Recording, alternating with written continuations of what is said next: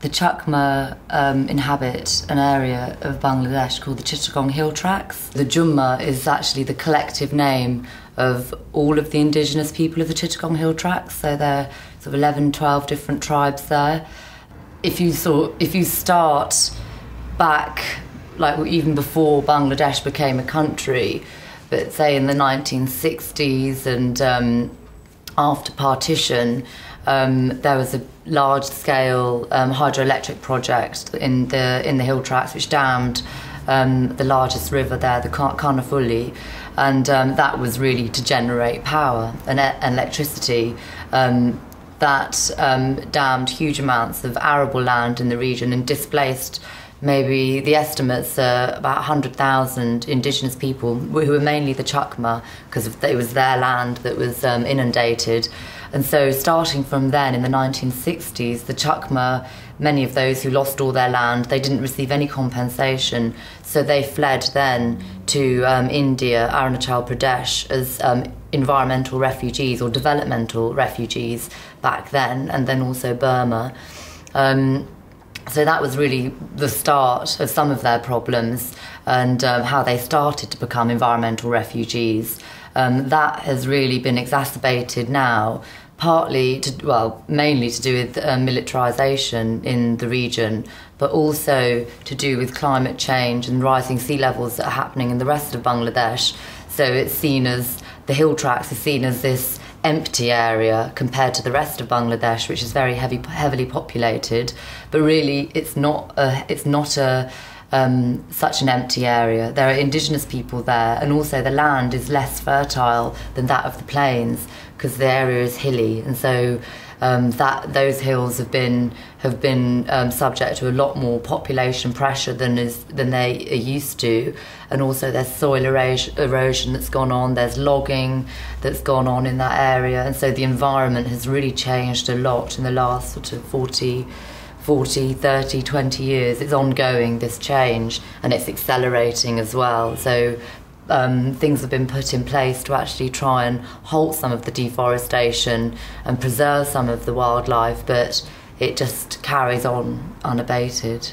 The issues that are now being discussed have been known by indigenous people and by, say, the Jummas and the Chakmas for many years. So there are issues of statelessness. So where do you go when you lose your land? And so although it's being discussed now in the context of climate change, these have been very real issues for many indigenous people for many years. So now it's seen as an issue because, say, rising sea levels will take away your land, and then where will those populations go? Where will their land be? What will their nationalities be? How will their rights be recognised? And what will happen to those receiving communities where there'll be further conflict with indigenous people, and sometimes with indigenous people against indigenous people? If you're looking at issues of environmental refugees, then the case studies are already there. They've already been in existence on indigenous lands, and indigenous people have been suffering the consequences of large-scale environmental projects which have gone wrong and which are basically trying to combat climate change in some way. So yeah, I think that we have got a different view on it, perhaps slightly more more extreme than some of the issues that are being discussed at the moment, that really things can get a lot worse than they are at the moment, and you can lose your land and your homes, and it goes a lot further than I think people imagine. If you look at a lot of our sort of the indigenous leaders who have been arrested lately, they're being arrested for campaigning or raising awareness of land-based developments. So it might be the army taking over huge swathes of land in one area of the Hill Tracts to build an artillery range. So they do that, and then the indigenous leader, who's called Runglai Moreau, he was arrested and imprisoned on false charges and tortured for over a year. He's just been released, but charges are still pending against him. So we've got the Garo, who are actually on the plains of Bangladesh, who have been protesting to save their forests because the Bangladesh government and the Forestry Commission want to build an eco-park. They've been constructing a wall around this park, and so the people have been protesting. Again, one of their leaders was arrested, beaten and murdered. and he was called Cholesh ritual. So these things, they are directly linked. Indigenous people's human rights and land rights are linked to the environment, and them actually fighting to maintain those rights.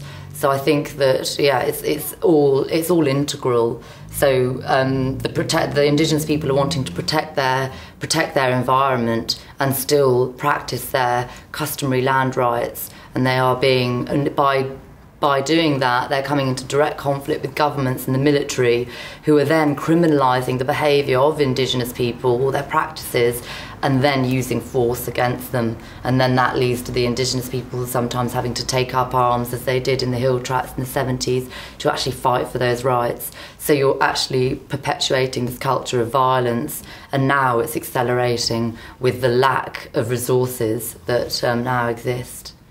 I think that there has been a missed opportunity with the recent financial crisis, where the link wasn't really made with the way that we've been living through a period of sort of unrestricted growth, and that growth has been at the cost of unrestricted exploitation of natural resources and the environment. And I think that hopefully we haven't missed that opportunity, but I think really to look at those issues again, and to look at how we want our economy to be, how we want our lives to be, and how we want the environment to be, because they are all very closely linked. And I think that the more we realise that people in the West are as equally affected by some of these issues as people in developing countries or Indigenous peoples, and there is something that we can do in the West. So I think, say, the growth in allotments and people growing their own vegetables and fruits and driving less. I think if we could actually go back and take back some of the power that really we've given away to the governments and to the multinationals, I think that's what we have to do, and to look at this financial crisis as an opportunity, and not to listen to the governments when they say either we can grow our way, have unrestricted growth out of it, or restricted public spending. I think that these are stupid ideas, and I think they basically insult the intelligence of the electorate, but somehow we've just been brainwashed into believing that the only way out is by listening to our leaders.